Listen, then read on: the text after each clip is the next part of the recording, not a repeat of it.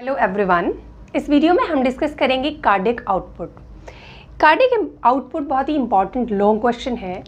आपके cardiac system से CVS से ये एज अ लॉन्ग क्वेश्चन आता है। उसमें आपको क्या क्या चीज़ें आपको आनी चाहिए, इस कार्डियक आउटपुट की डेफिनेशन,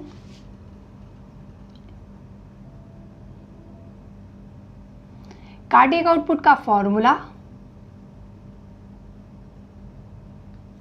कार्डियक आउटपुट की normal value,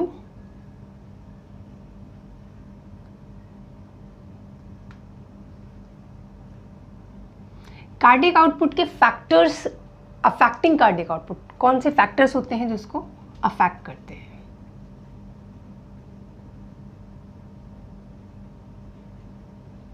and then the methods of measurement of cardiac output. इनमें से किसी भी दो पे मिलाकर एक लॉन्ग क्वेश्चन बन जाता है, like what is the cardiac output, right the factors affecting cardiac output, या फिर what is the definition of cardiac output, right the methods of the measurement of the cardiac output. Measurement में बहुत ज़्यादा detail में नहीं जाना होता है, छोटा छोटा आपको एज अ शॉर्ट नोट तैयार करना होता है और कुछ पॉइंट्स तैयार करने होते हैं, but factors affecting is very very important कि कौन से फैक्टर है जो कार्डियक आउटपुट को अफेक्ट करते हैं। तो सबसे पहले हम बात करेंगे डेफिनेशन। कार्डियक आउटपुट की डेफिनेशन क्या है? बाय डेफिनेशन ये है amount of blood pumped out by each ventricle पर मिनट। ये ईच वेंट्रिकल बहुत इंपॉर्टेंट है, यानी कि एक या तो राइट या लेफ्ट किसी भी एक वेंट्रिकल से आप बात कर सकते हैं, यानी राइट वेंट्रिकल से भी उतना ही ब्लड पंप होता है जितना कि लेफ्ट से होता है, एंड ये है पर मिनट। ये एक इंपॉर्टेंट है, यानी एक मिनट में ईच वेंट्रिकल से कितना ब्लड पंप्ड आउट होता है, ये है कार्डियक आउटपुट। ओके, अब इसको समझने के लिए सबसे पहले आपको एक समझना पड़ेगा कि स्ट्रोक वॉल्यूम क्या होता है। SV is stroke volume. Stroke volume होता है amount of blood pumped out by each ventricle. यहाँ तक सेम है इसकी डेफिनेशन, बट ये क्या है? पर बीट।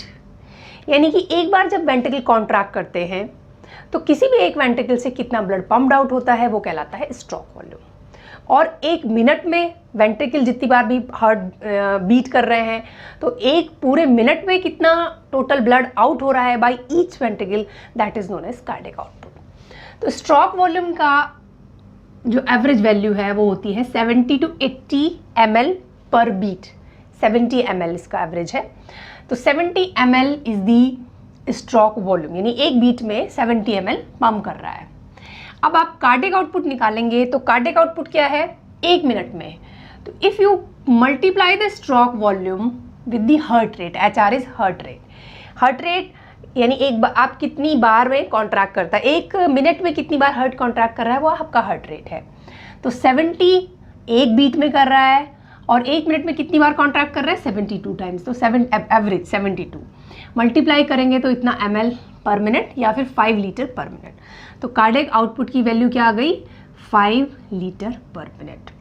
यानी कि 5 लीटर ही लेफ्ट वेंट्रिकल से, 5 लीटर ही राइट वेंट्रिकल से पूरा एक मिनट में ब्लड पम्प्ड आउट होता है। और ये 5 लीटर अप्रॉक्सीमेटली इसके बराबर है जो हमारा टोटल ब्लड का वॉल्यूम होता है। ओके, यानी कि एक मिनट में पूरा का पूरा जो ब्लड है वो एक तरह से कहना चाहिए कि हार्ट से सर्कुलेट हो जाता है। ओके, सो 5 लीटर पर मिनट ये होगी डेफिनेशन बाय ईच वेंट्रिकल पर मिनट। ओके, एक चीज होती है cardiac index, CI is cardiac index.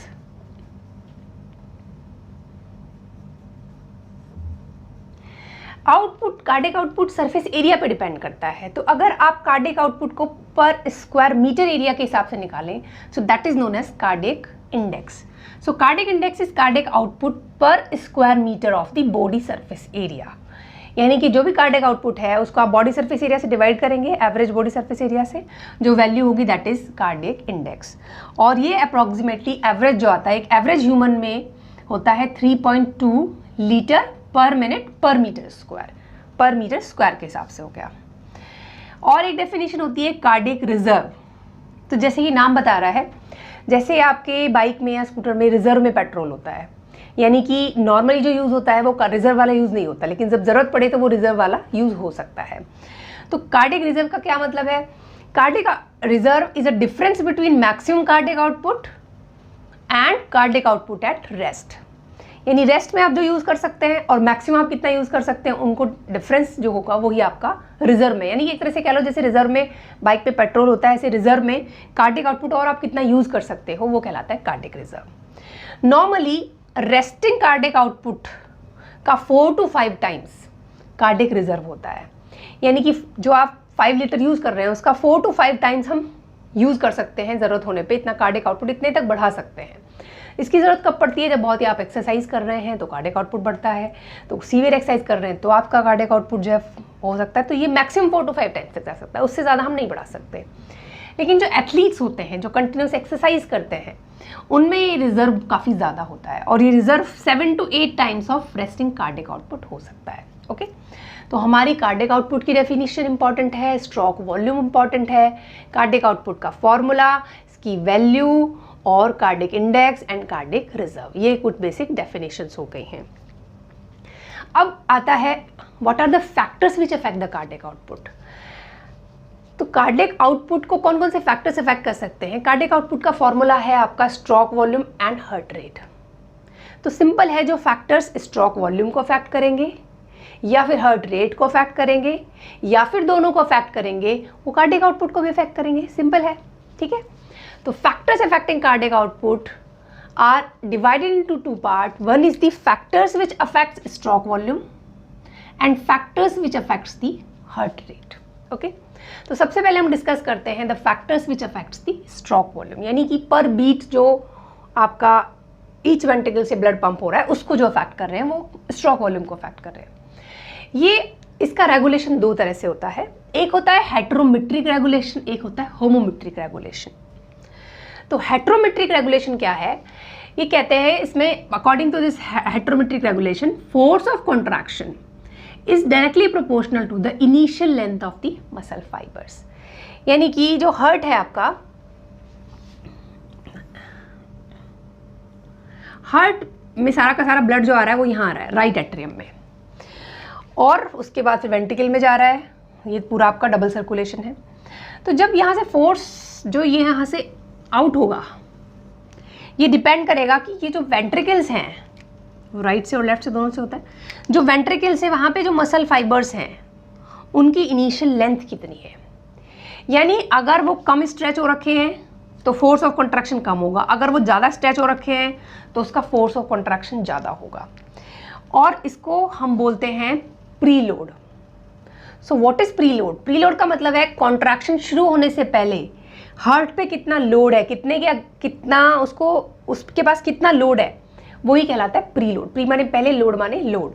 So the amount of load on the heart muscles before starting the contraction is known as preload.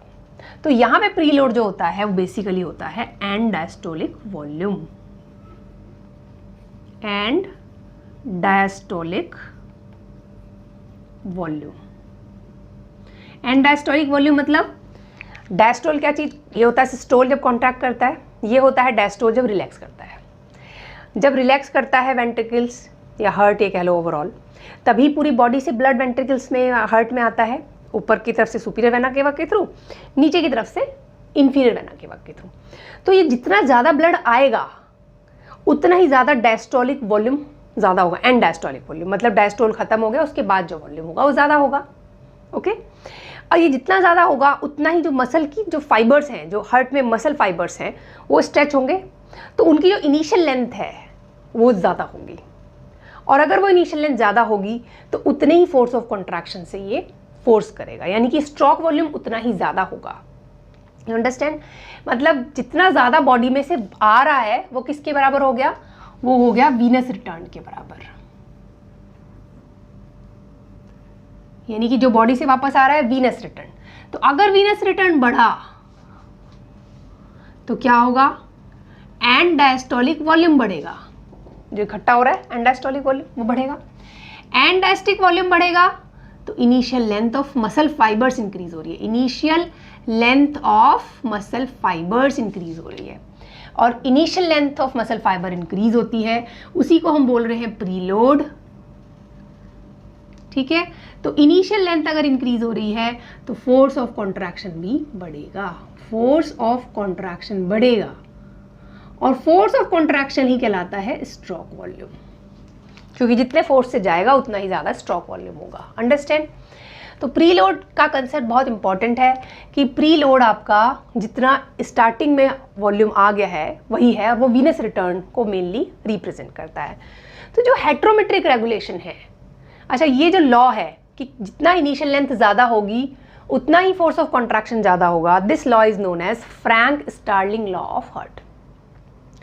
ये Frank Starling law of heart, it is saying the force of contraction by the heart is directly proportional to the initial length of muscles, and that initial length of muscle is depending on the end diastolic volume। ठीक है, तो ये जो हेट्रोमेट्रिक regulation है वो Frank Starling law of heart के हिसाब से रेगुलेट होता है, और इसमें मेनली इंपॉर्टेंट है इनिशियल लेंथ। ओके, और ये इंडिपेंडेंट होता है कार्डिक इनर्वेशन के। Cardiac innervation means sympathetic and parasympathetic supply होती है हार्ट की। सिंपैथेटिक से कॉन्ट्रैक्शन बढ़ता है, पैरासिम्पैथेटिक जब एक्टिवेट होता है तो कॉन्ट्रैक्शन घटता है। वैसे भी एक ओवरऑल ऑटोनॉमिक नर्वस सिस्टम में आप याद रख सकते हैं कि सिंपैथेटिक से सारी एक्टिविटी बॉडी की बढ़ती है और पैरासिम्पैथेटिक से सारी एक्टिविटी कम होती है, एक्सेप्ट जीआईटी की एक्टिविटी जो गैस्ट्रोइंटेस्टाइनल ट्रैक्ट है उसकी एक्टिविटी में अपोजिट होता है। सिंपैथेटिक सप्लाई जब बढ़ती है, सिंपैथेटिक एक्टिवेशन बढ़ता है, हार्ट रेट भी बढ़ता है, फोर्स ऑफ कॉन्ट्रैक्शन भी बढ़ता है हार्ट का। वेंट्रिकल में जो वैगस है मतलब पैरासिम्पैथेटिक है उससे दोनों डिक्रीज होते हैं। ओके, तो ये फ्रैंक स्टार्लिंग लॉ पर डिपेंड करता है, लेकिन सिंपैथेटिक और पैरासिम्पैथेटिक सिस्टम पर ये डिपेंड नहीं कर रहा। अब क्या मतलब, ये रेगुलेशन जो है हेट्रोमेट्रिक रेगुलेशन टाइप, ठीक है। इसलिए अगर ट्रांसप्लांटेड हार्ट हो, ट्रांसप्लांटेड हार्ट यानी कि हार्ट जो है ट्रांसप्लांट हुआ है, तो ट्रांसप्लांटेड हार्ट में क्या होता है, उसकी सप्लाई नहीं होती सिंपैथेटिक पैरासिम्पैथेटिक की, तो फिर वो एक्टिविटी कैसे बढ़ाएगा, वो फोर्स ऑफ कॉन्ट्रैक्शन को कैसे बढ़ाएगा, वो बढ़ाएगा प्रीलोड के हिसाब से, यानी कि हेट्रोमेट्रिक रेगुलेशन उसमें होगा, लेकिन होमोमेट्रिक रेगुलेशन ट्रांसप्लांटेड हार्ट में नहीं होता। तो होमोमेट्रिक क्या है actually, homometric depend on sympathetic stimulation and parasympathetic stimulation. When there is sympathetic stimulation heart का force of contraction increase, when parasympathetic stimulation force of contraction decrease, और ये इनिशियल लेंथ के ऊपर डिपेंड नहीं करता। तो हार्ट में दोनों होते हैं, होमोमेट्रिक भी होते हैं, हेट्रोमेट्रिक भी होते हैं, बस इनको एक अलग से नाम दे दिया है कि होमोमेट्रिक का मतलब इनिशियल लेंथ के ऊपर डिपेंड करता है, सॉरी हेट्रोमेट्रिक का, और होमोमेट्रिक का मतलब है कि सिंपैथेटिक एंड पैरासिम्पैथेटिक एक्टिवेशन के ऊपर डिपेंड कर रहा है इसका कंट्रोल। ओके, सो ये होमोमेट्रिक हेट्रोमेट्रिक भी कई बार वाइवा में पूछ लेते हैं, और अगर आप फैक्टर्स लिखेंगे तो आपको ये भी लिखना होता है, ठीक है। अब हम बात कर रहे हैं मेनली प्रीलोड की। तो प्रीलोड किस किस वजह से इंक्रीज होता है, तो अब आप थोड़ा एक हाइपोथेटिकल सोचिए, ये हर्ट है, हर्ट में प्रीलोड का मतलब क्या है, एक तरह से वीनस रिटर्न, मतलब जो भी आपका प्रीलोड है यानी कि आपका जो ये कह सकते हो कि एंड डायस्टोलिक वॉल्यूम, वो कैसे कैसे बढ़ सकता है। तो एक तो वीनस रिटर्न बढ़ेगा, नीचे से आ रहा है वेन्स से, तो आपका जो एंड डायस्टोलिक वॉल्यूम है वो बढ़ेगा, ठीक है। तो सबसे पहला है कि वीनस रिटर्न अगर बढ़ता है, सबसे वेरी इंपॉर्टेंट है, वीनस रिटर्न अगर बढ़ता है तो प्रीलोड आपका इंक्रीज होता है। ओके, दूसरा ये है कि वीनस रिटर्न स्केलेटल मसल की पंपिंग एक्शन से भी इंक्रीज हो सकता है। अगर आप एक्सरसाइज करें तो क्या होगा, जो पैरों की मसल्स हैं वो कॉन्ट्रैक्ट करेंगी, मसल्स के बीच बीच में ब्लड वेसल्स होती हैं, ऐसे जाती हैं वेन्स जो होती हैं, तो मसल कॉन्ट्रैक्ट रिलैक्स करती हैं, तो क्या होता है एज अ पंपिंग एक्शन काम करती है मसल्स, तो जो बीच में ब्लड बह रहा है वो आपका ऊपर ज़्यादा चला जाएगा, तो वीनस रिटर्न आपका इंक्रीज होगा। इसलिए increase in skeletal muscle pumping या एक्सरसाइज में भी प्रीलोड इंक्रीज होता है। ये हम क्या पढ़ रहे हैं, हम पढ़ रहे हैं factors which affects the preload, ये इंक्रीज करने के, इधर डिक्रीज करने के। अच्छा, अगर टोटल बॉडी में ब्लड वॉल्यूम बढ़ा रहे, बॉडी में टोटल ब्लड वॉल्यूम बढ़ेगा तो हार्ट में आएगा भी ज़्यादा, तो पंप भी ज़्यादा होगा। ओके, तो इससे भी प्रीलोड बढ़ता है, यानी increase in total blood volume, venous return और स्केलेटल मसल पंपिंग। तो ये तो कॉमन फैक्टर्स हो गए। एक चीज़ और होती है कि इंस्पिरेशन के टाइम पे प्रीलोड ज़्यादा होता है, एक्सपिरेशन के टाइम पे कम होता है। इंस्पिरेशन के टाइम पे क्या होता है, जब इंस्पायर करते हैं तो जो आपकी ये रिब्स हैं, रिब्स आपकी बाहर की तरफ और आउटवर्ड होती हैं, ठीक है, तो यानी कि ये थोरेसिक वॉल्यूम को बढ़ा रही है। आपका जो डायफ्राम है वो आर्च से कम आर्च होता है, तो ये जो वर्टिकल डायमीटर है ये भी बढ़ता है, तो एक तरह से इंट्राथोरेसिक वॉल्यूम बढ़ता है। ओके, तो वहाँ पे जो नॉर्मली जो प्रेशर होता है वो होता है निगेटिव में, इंट्राथोरेसिक प्रेशर यूजुअली निगेटिव होता है, -2 होता है और वो -6 तक चला जाता है, ठीक है। तो जब आप इंस्पायर करते हैं तो क्या होता है, यहाँ पे वॉल्यूम बढ़ा और जो प्रेशर है अंदर वो घट रहा है, तो उसकी वजह से हार्ट के ऊपर भी प्रेशर कम हुआ, तो क्या होगा कि जो भी वॉल्यूम आ रहा है उसको आराम से आने देगा, तो एंड डायस्टोलिक वॉल्यूम बढ़ेगा। अंडरस्टैंड? तो decrease intrathoracic pressure during inspiration also causes the increase in preload. इसके अपोजिट जो फैक्टर होंगे वो डिक्रीज करेंगे, like decrease in total blood volume, increase in intrapericardial pressure. और इंट्रापेरिकार्डियल प्रेशर में क्या है, इंट्रापेरिकार्डियल प्रेशर किसी वजह से इंक्रीज हो, चाहे तो कंस्ट्रक्टिव पेरिकार्डाइटिस हो, क्या फ्लूड हो यहाँ पे, तो वो हार्ट पे प्रेशर डाल रहे हैं, तो जो वीनस रिटर्न आ रहा है उसको ये कम कर रहे हैं, कंपैरेटिवली हिंडर कर रहे हैं। और स्टैंडिंग पोजीशन, अब एक पर्सन लाइंग डाउन पोजीशन में है, तो आप इसका देखिए जो ब्लड है वो पूरे में फैल रहा है, ठीक है, यानी कि जो वेन्स हैं, वेन्स से यहाँ पर आना ऊपर की तरफ, ये हेड वाला पोर्शन समझ लीजिए, ये लेग्स वाला है, तो हेड के पोर्शन में आना इसको आसान है, मतलब हार्ट की तरफ आना इसको आसान है, यानी वीनस रिटर्न ज़्यादा है। अब वही पर्सन अचानक से खड़ा हो जाता है, तो क्या होगा, जो ब्लड है वो नीचे की वेन्स में इकट्ठा रहेगा, उसे कहते हैं हम वीनस पुलिंग। तो जैसे ही पर्सन लाइंग डाउन कंडीशन से स्टैंडिंग में आया, there is increase in venous pooling of the blood, यानी वेन्स में पुलिंग हो गई, नीचे रह गया ज़्यादा, तो हार्ट में जो ब्लड आ रहा है वो कम हो जाएगा, यानी कि प्रीलोड कम हुआ, यानी decrease venous return, decrease preload, decrease and diastolic volume and decrease force of contraction. Understand? So standing position से प्रीलोड कम हो जाता है। फोर्सफुल एक्सपीरेशन के टाइम पे अगेन अपोजिट है, ये इंस्पिरेशन में इंक्रीज होता है, एक्सपीरेशन में कम हो जाता है, ठीक है। तो ये फ्रैंक स्टार्लिंग लॉ ने एक लॉ दिया, दैट उसने बहुत सारे तरीके से बोला है, उसमें ये है कि energy of force of contraction is directly proportional to initial length, या आप कह सकते हो फोर्स ऑफ कॉन्ट्रैक्शन यानी myocardial contraction is directly proportional to the initial length of myocardial fibres, या फिर एंड डायस्टोलिक वॉल्यूम, ठीक है। अब इसका ग्राफ है, ये force of contraction Y axis पे और initial length of myocardium fibres है आपका एक्स एक्सिस पे।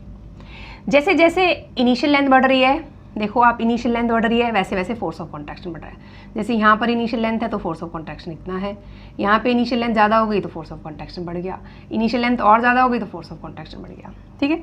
लेकिन इसकी एक लिमिट होती है, इसे कहते हैं physiological limit of Frank Starling law.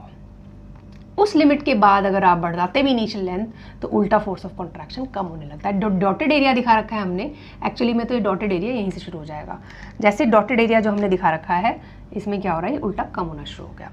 लेकिन नॉर्मल फिजियोलॉजिकल कंडीशन में ये जो डिसेंडिंग पार्ट ऑफ कर्व है ये यूजुअली आ ही नहीं पाता, तो यूजुअली वो डायरेक्टली प्रोपोर्शनली रहता है। एबनॉर्मल कंडीशंस में, डिजीज़ की कंडीशन में उल्टा डिक्रीज भी होने लगता है, ठीक है। तो इसे हम कहते हैं फिजियोलॉजिकल, कि फिजियोलॉजिकल डिसेंडिंग लिम्ब है इसकी। यह है Frank Starling curve of the heart, you can say, ठीक है। तो ये आपको प्रीलोड के बारे में बता रहा है कि आपका प्रीलोड है वो बहुत ही इंपॉर्टेंट फैक्टर है कार्डियक आउटपुट में, स्पेशली स्ट्रोक वॉल्यूम को कंट्रोल करने के लिए। जितना ज़्यादा ब्लड आएगा उतना ही ज़्यादा ब्लड फोर्स से उतना ही ज़्यादा ये कॉन्ट्रैक्ट करेगा। दूसरी चीज़ होती है आफ्टर लोड। आफ्टर लोड क्या है? आफ्टर लोड है after the contraction, the load on the heart after the contraction starts, okay. यानी हार्ट को जिस फोर्स के अगेंस्ट काम करना पड़ रहा है उसे हम कहते हैं आफ्टर लोड। तो आफ्टर लोड क्या है? बेसिकली पेरिफेरल रेजिस्टेंस ही आफ्टर लोड है, ओके। तो जैसे अपना हार्ट है जो पंप करता है वो वेन्स में जो बेसिकली आर्टरियोल्स में जाता है वहाँ से, तो आर्टरियोल्स में पेरिफेरल रेजिस्टेंस होता है। वो आर्टरियोल्स में कितना प्रेशर है, क्योंकि जितना अगर वहाँ पे प्रेशर ज़्यादा हुआ, वहाँ कंस्ट्रिक्शन हुआ, वहाँ ज़्यादा प्रेशर हुआ तो हार्ट को ज़्यादा काम करना पड़ेगा, ओके। अगर वहाँ प्रेशर कम हुआ तो आसानी से हो जाएगा, यानी कार्डियक आउटपुट ज़्यादा होगा, ठीक है। तो आफ्टर लोड पेरिफेरल रेजिस्टेंस के ऊपर डिपेंड करता है और वो भी स्ट्रोक वॉल्यूम को अफेक्ट करने का एक फैक्टर है। तो स्ट्रोक वॉल्यूम को मेनली जो अफेक्ट कर रहा है वो heterometric regulation and homometric regulation. इसमें आपका Frank Starling law initial length, preload है basically, homometric regulation, sympathetic and parasympathetic supply and after load, ये दोनों के ये जो है आपके स्ट्रोक वॉल्यूम को कॉन्ट्रैक्ट करते हैं।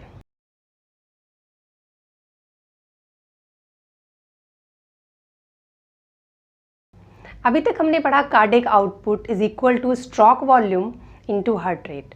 तो फैक्टर्स अफेक्टिंग कार्डियक आउटपुट में हमने लास्ट वीडियो में पढ़े जो फैक्टर्स स्ट्रोक वॉल्यूम को अफेक्ट करते हैं।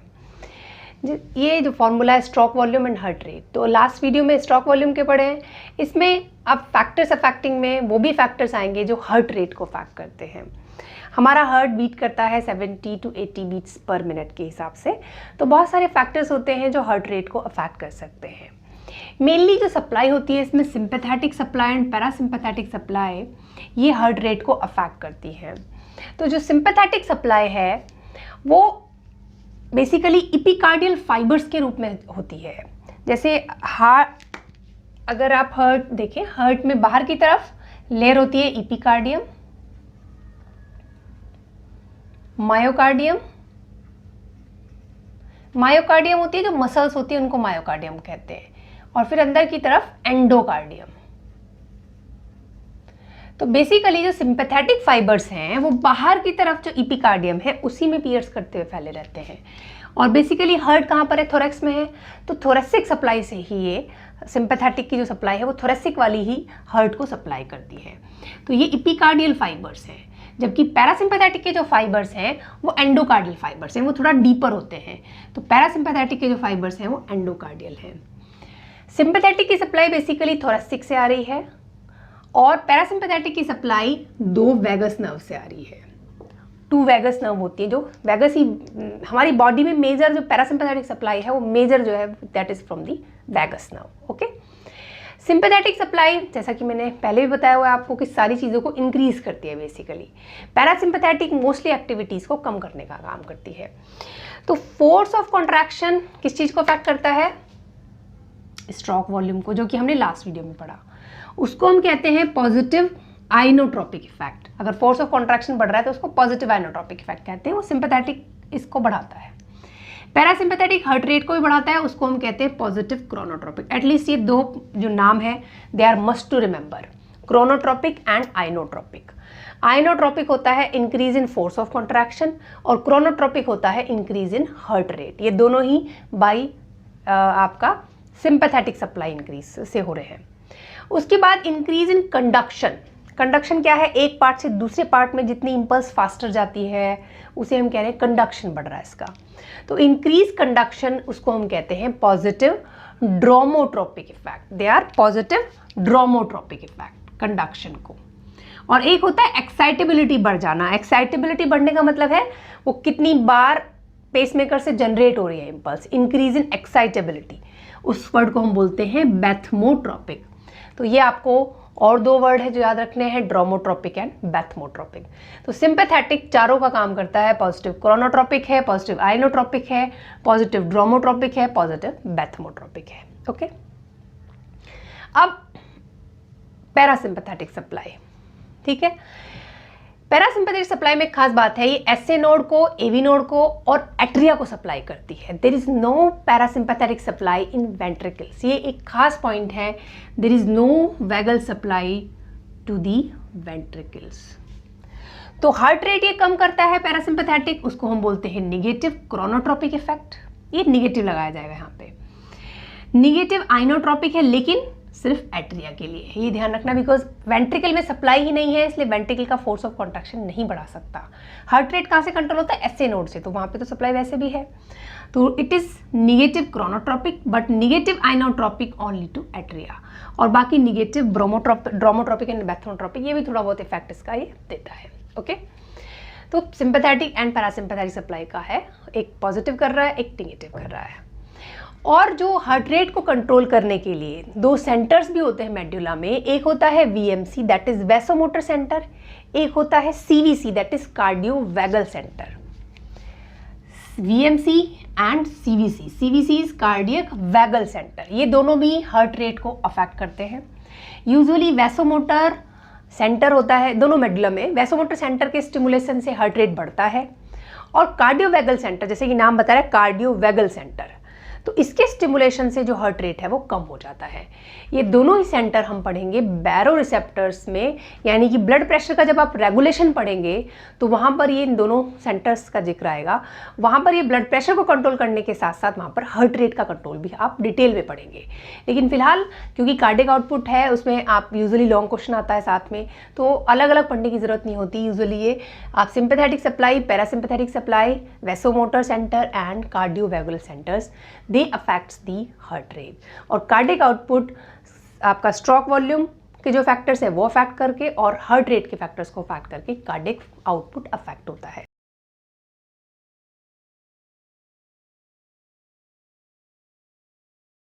Methods of measurement of cardiac output, तो मेनली इसके 3 मेथड्स हैं। एक मेथड है हमारा डायरेक्ट फिक मेथड जो कि फिक प्रिंसिपल पर बेस्ड है। दूसरा मेथड है हमारा इंडिकेटर डाइल्यूशन मेथड। ये इंडिकेटर में हम एज अ डाई यूज करते हैं, एक इंडिकेटर डाइल्यूशन मेथड। और तीसरा मेथड जो मोस्ट रिसेंट मेथड है और नॉन इन्वेजिव मेथड है वो है इकोकार्डियोग्राफी। तो direct Fick method, indicator dilution method and echocardiography. अब हम 1 बाय 1 इनको डिस्कस करते हैं। सबसे पहले है डायरेक्ट फिक मेथड, और ये मेथड फिक प्रिंसिपल पर बेस्ड है। ये फिक प्रिंसिपल क्या कहता है? ये कहता है कि सपोज कोई एक ऑर्गन है, उस ऑर्गन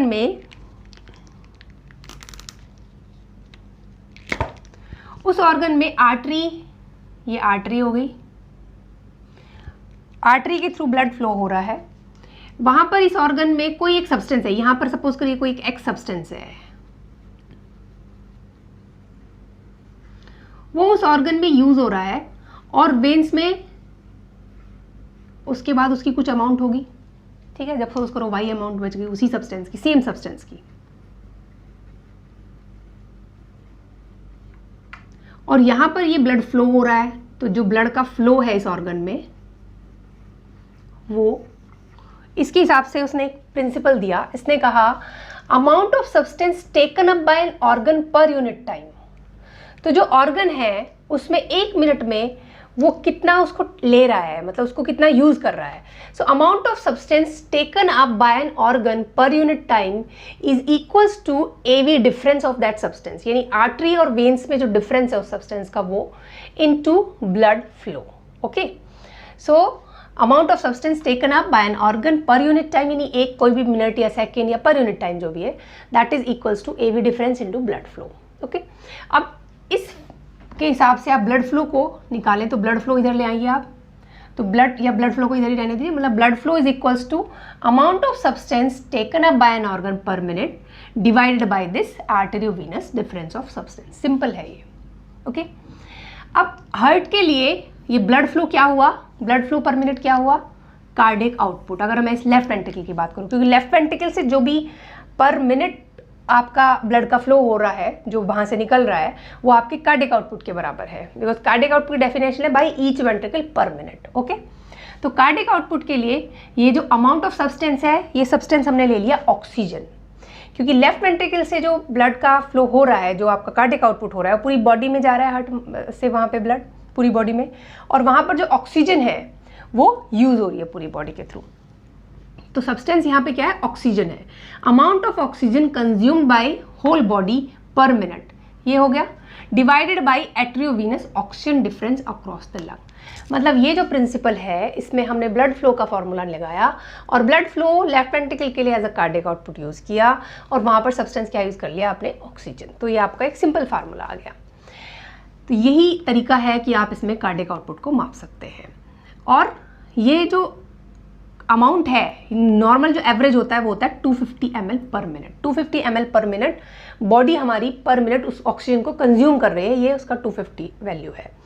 एट्रियम में सॉरी जो आपका ये आर्टरी में सब्सटेंस की क्या कंसंट्रेशन है और वेन्स में सब्सटेंस की क्या कंसंट्रेशन है। तो आर्टरी में जो सब्सटेंस की कंसंट्रेशन है वो होती है 19 ml पर DL, यानी पर डेसीलीटर, और वेन्स में होती है 14 ml पर डेसीलीटर। इसको आप माइनस करेंगे तो 5 आ जाएगा, क्योंकि ये ml पर DL में है, सारा कुछ ml में है तो हम dl को भी ml में कन्वर्ट करेंगे, dl को ml में कन्वर्ट करेंगे तो यहाँ पर ऊपर की तरफ 100 से मल्टीप्लाई करना होगा। तो ये आ गया 5000 ml या फिर 5 लीटर पर मिनट, और हमारा कार्डिक आउटपुट भी 5 लीटर पर मिनट होता है। ओके, अब ये जो अमाउंट ऑफ ऑक्सीजन कंज्यूम्ड है तो हमें अप्रोक्सीमेटली पता ही है 250 ml पर मिनट होता है। अब आर्टरी और वेन्स में कैसे आप डिफरेंस मतलब कैसे निकालोगे कि आर्टरी और वेन्स में ये अक्रॉस द लंग क्या डिफरेंस है। तो आर्टरी में पूरी बॉडी में सेम ऑक्सीजन कॉन्सेंट्रेशन होती है, चाहे वो कोई सी भी आर्टरी हो। तो आर्टरी में हम क्या करेंगे, किसी भी आर्टरी में हम सैंपल लेके उसमें कॉन्सेंट्रेशन ऑक्सीजन की निकाल सकते हैं।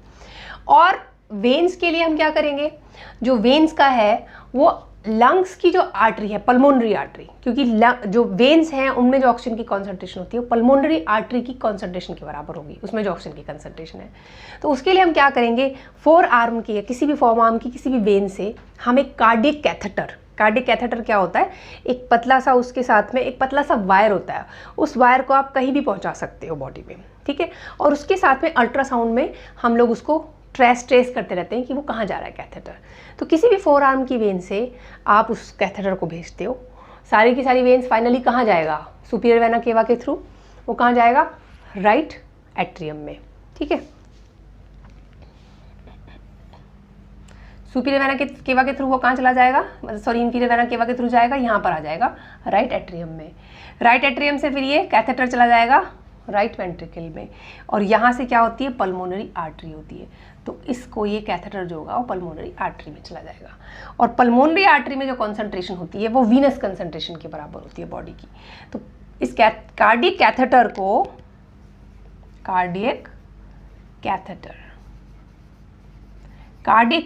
को आप 4 आर्म की किसी भी वेन से कहाँ भेज रहे हो, पल्मोनरी आर्टरी में। और पल्मोनरी आर्टरी में जो ऑक्सीजन का वैल्यू है वो आपको VO2 के बराबर देगी। VO2 मतलब ऑक्सीजन का जो कॉन्सेंट्रेशन है at the level of veins आपको दे रही है। तो by this simple method we can calculate the cardiac output, but इसके कुछ एडवांटेज है। सबसे पहला एडवांटेज तो है कि सिंपल सा एक आपको कार्डियक आउटपुट निकालने के लिए इन्वेजिव मेथड करना पड़ता है। इन्वेजिव मतलब जिसमें आप कोई ना कोई प्रिक करेंगे, कोई ना कोई ऑपरेटिव प्रोसीजर कर रहे हैं, कोई ना कोई ब्रिक कर रहे हैं, मतलब ऐसे बाहर से जैसे अल्ट्रासाउंड है, इकोकार्डियोग्राफी है, उसमें कुछ करना नहीं पड़ता। तो आप ये नॉन इन्वेजिव मेथड्स है। पर यहाँ पे क्या आपको वेन्स के अंदर भी डालना है, कार्डियक कैथेटर डालना है, वो एक इन्वेजिव मेथड है। फिर इसमें रिस्क भी हो सकता है, हार्ट में कुछ प्रॉब्लम हो तो वो एग्रीवेट हो सकती है। और दूसरा ये है कि पर्सन कॉन्शियस भी हो सकता है कि भाई ये सब चीज़ें डाली जा रही है कार्डियक आउटपुट निकालने के लिए, तो उसका जो कार्डियक आउटपुट है वो वैसे ही इंक्रीज़ हो सकता है, क्योंकि सिंपैथेटिक स्टिमुलेशन से कार्डियक आउटपुट इंक्रीज़ होता है। तो ये बहुत ही ज़्यादा बेटर मेथड नहीं है, but this is one of the method by which we can measure the cardiac.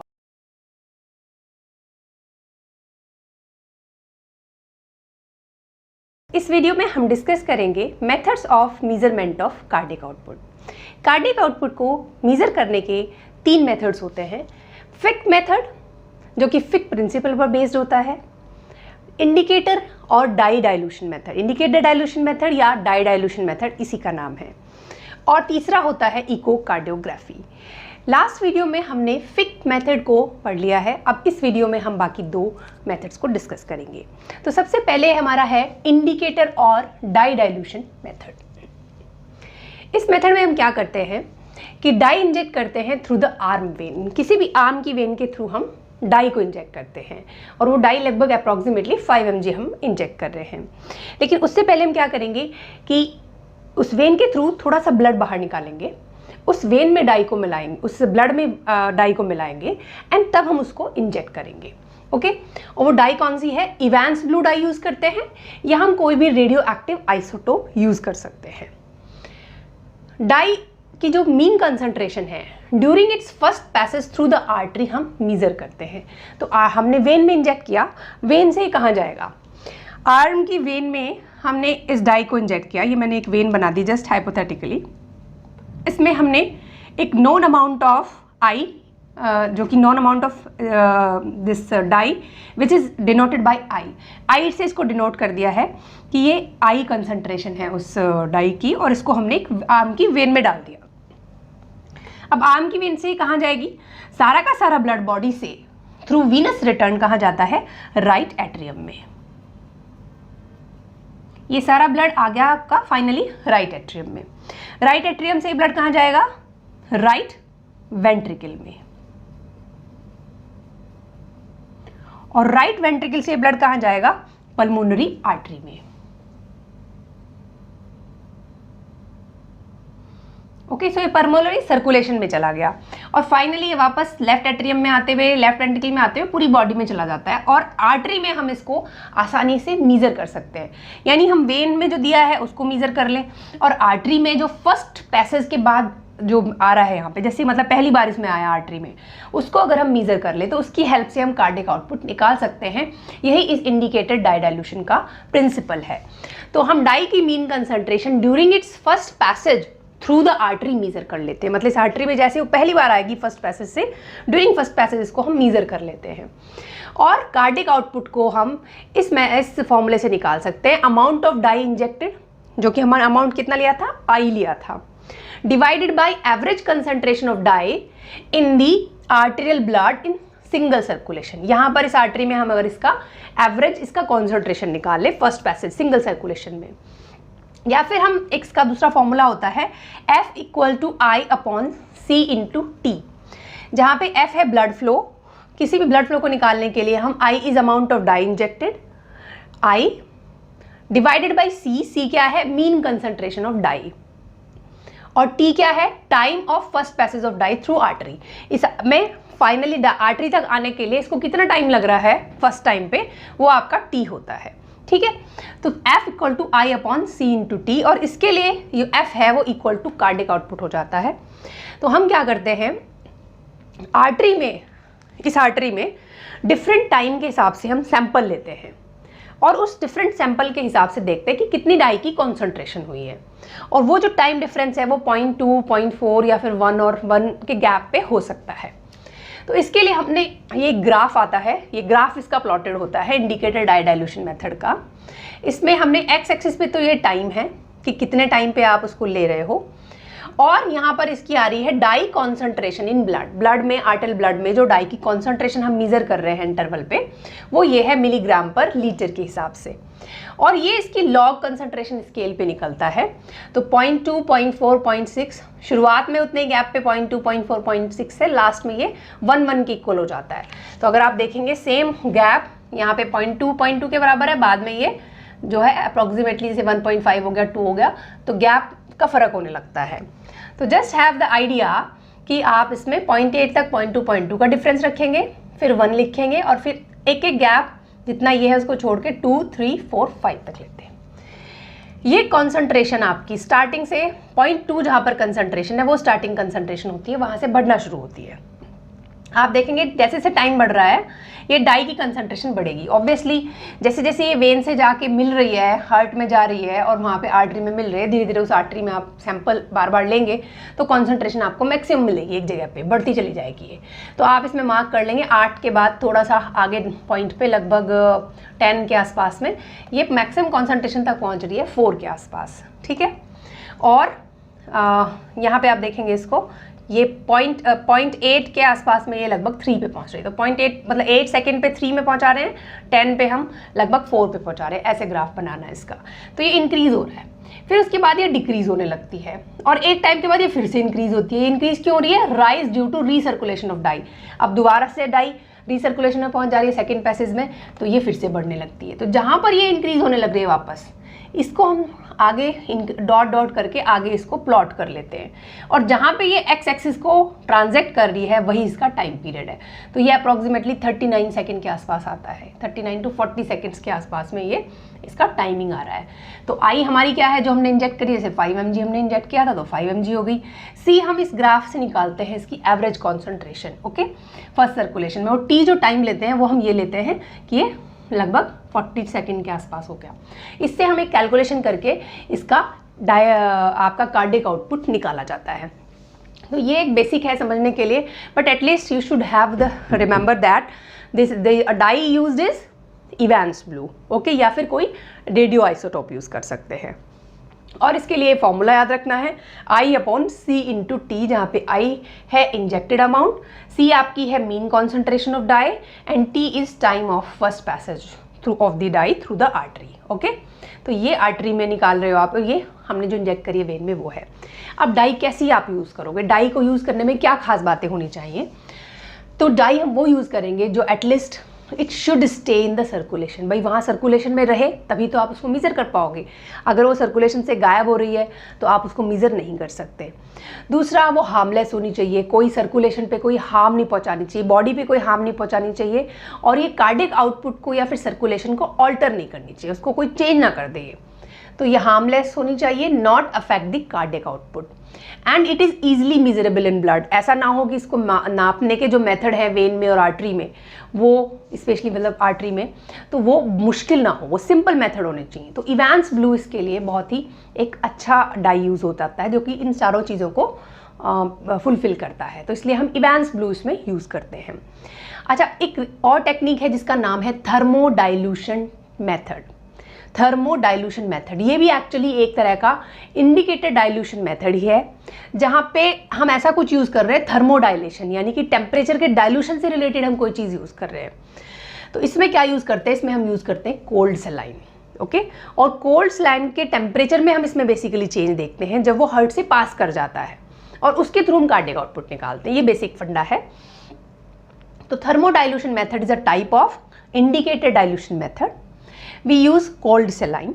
ठीक है, हम क्या करते हैं, एक कैथेटर होता है। कैथेटर क्या चीज़ होती है, एक पतला सा, मतलब कैथेटर एक पतली सी वो चीज़ होती है ट्यूब टाइप की।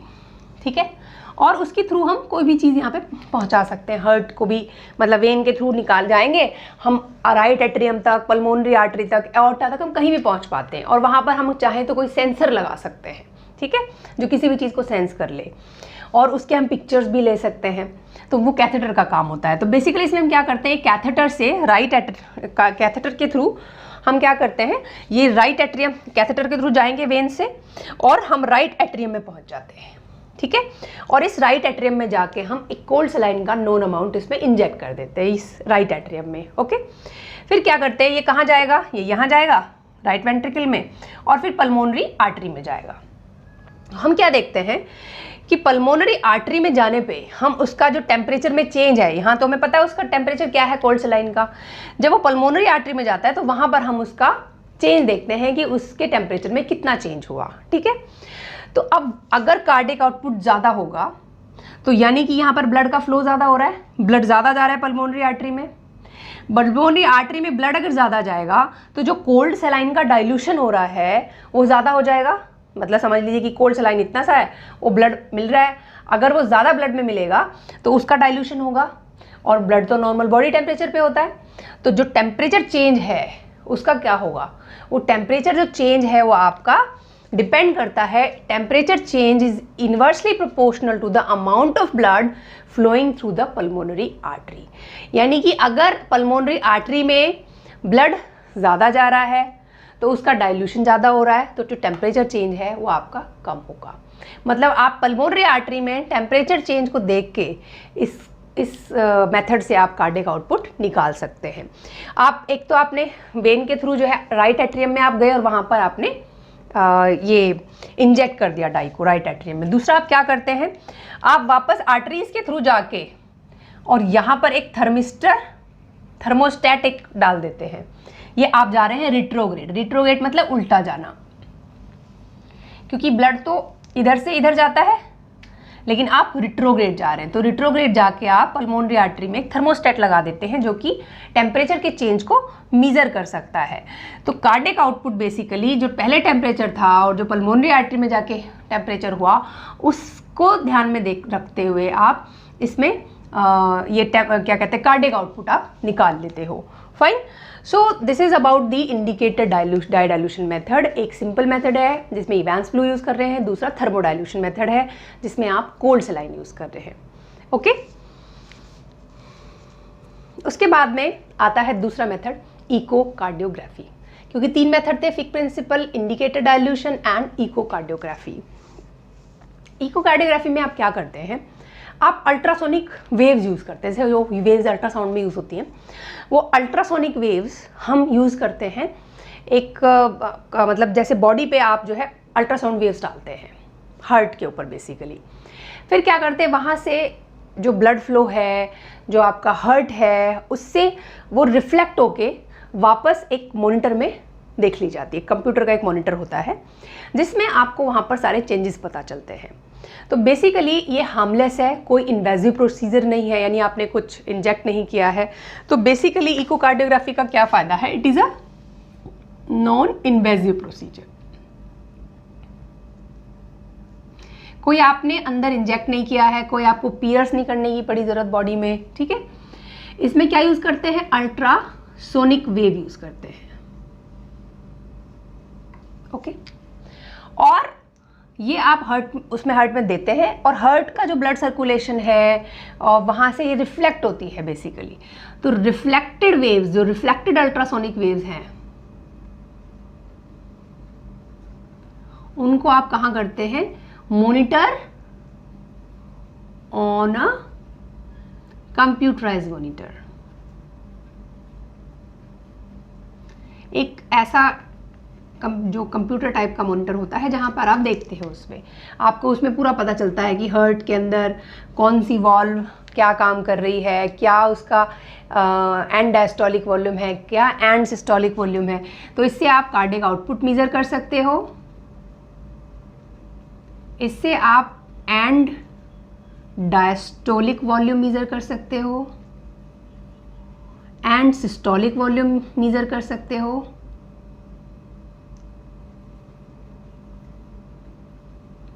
और इससे आप कोई भी वेल्व में डिफेक्ट है, वेल्वुलर डिफेक्ट, जैसे आपकी जो मिट्रल वॉल्व है, ट्राइकस्पिड वॉल्व है, उसमें कोई भी जो डिफेक्ट है वो भी आप देख सकते हो। आप सेप्टल डिफेक्ट देख सकते हो।